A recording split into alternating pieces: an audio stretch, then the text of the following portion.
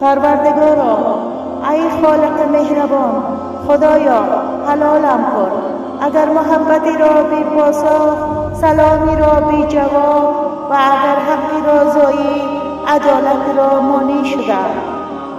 اگر عهدی را شکستم و اگر دل را آزردم، اگر در محبت افراط و در دشمنی اغراق کردم، نگاهی را دزدیدم که از آن من نبود.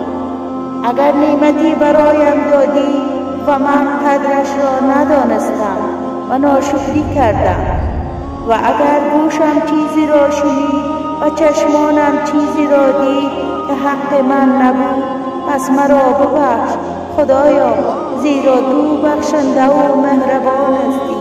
آمین برحمتک یا ارحم الراحمین.